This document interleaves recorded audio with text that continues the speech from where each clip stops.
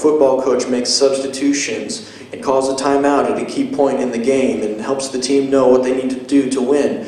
And so as a coach, you have a few tools. You have timeouts, which are 60 seconds, 2 60-second timeouts. You have substitution timeouts. All you can do with those is exchange quizzers, substitutes for the quizzers at the board. No one can talk during those, and those are about 10 seconds. And you have point of orders. And so, when would a coach use a timeout, or a substitution timeout, or a point of order? If you only have 3 quizzers or less, you don't need a substitution timeout. Okay, so just forget about that. Now, if you have 4 or 5 quizzers, the maximum you can have on one team is 5, then a substitution timeout can come in handy. Because you only have 2 full timeouts, 60-second ones. You don't want to waste one of those on just substituting a quizzer in.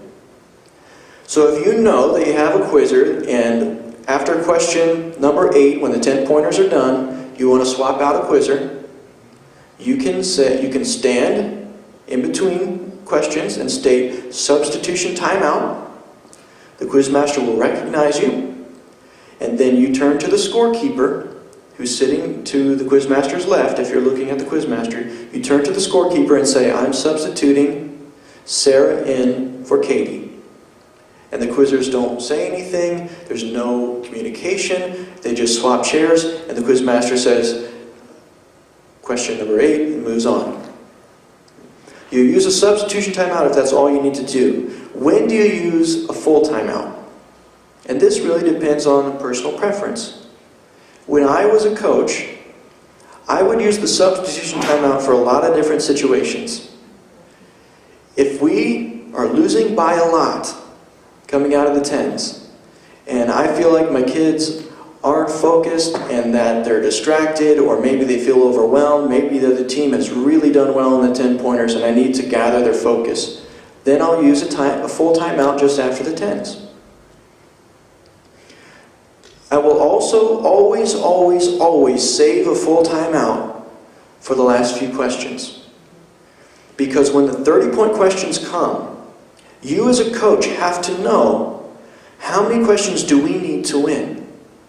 How many questions are left before it's locked? How soon do I need my quizzer to quiz out? And so you've got to save one of your timeouts. Don't waste them.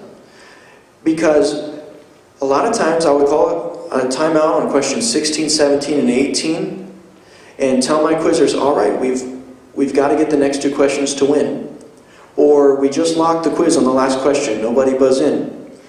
Or you might say something like, call a timeout in the 20s and say, don't answer any more 20s. I want you to quiz out in the 30s. If a quizzer answers 6 questions right in juniors, they quiz out and they get an extra bonus 10 points. It's a provision in place so that one quizzer doesn't do everything. Okay? In seniors, it's 8 questions.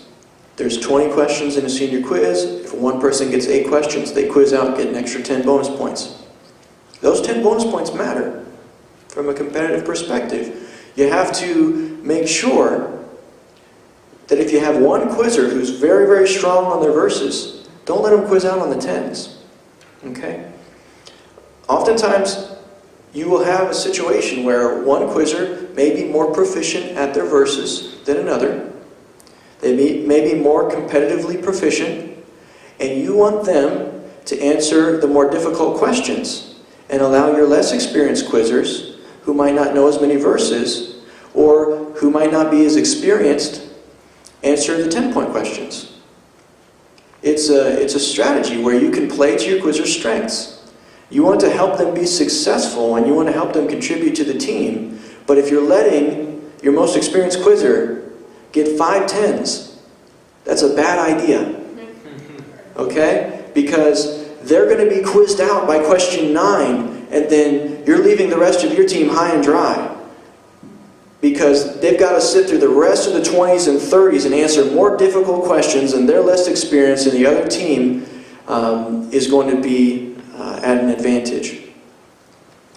So when I coached, a lot of times if I had one quizzer who was excelling, I would tell him, I only want you to get one 10-pointer or two 10-pointers, and then wait until the 20s. If you have a team where only one quizzer really buzzes in, you might tell them, don't get any 10-pointers. Wait until the 20s to start buzzing in. Because you want them to use their 6 questions or their 8 questions to get higher point value questions. When else would you use a timeout? As a coach, I would use a timeout if I have a quizzer crying. It happens. It's going to be hard for them to focus if they're crying. If it hasn't happened yet, just wait. It will.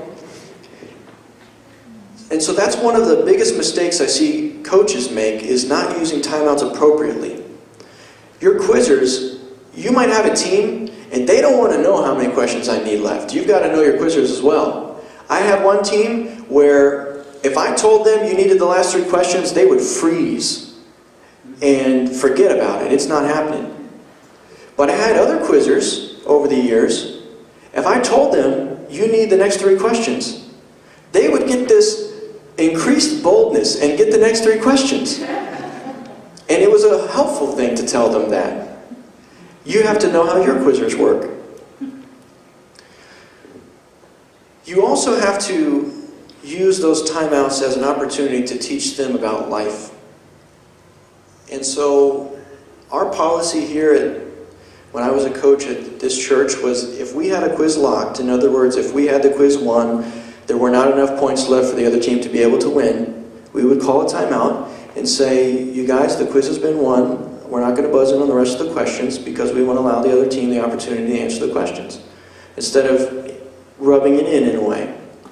And, you know, you can really teach a young person a lot about sportsmanship and gracefulness and supporting other people by using a scenario like that. And I'm not saying that has to be your technique. In the PPS system, you're not gaining anything by buzzing in on those questions anyhow. So you're not being penalized for not buzzing in on those questions. But you can use those. Now, what is a point of order? This gets misconstrued a lot. A coach can stand up and call a point of order if you feel like there has been a procedural problem or to clarify something. You cannot use a point of order to argue a ruling or to point out a foul. Okay? So let's give you an example.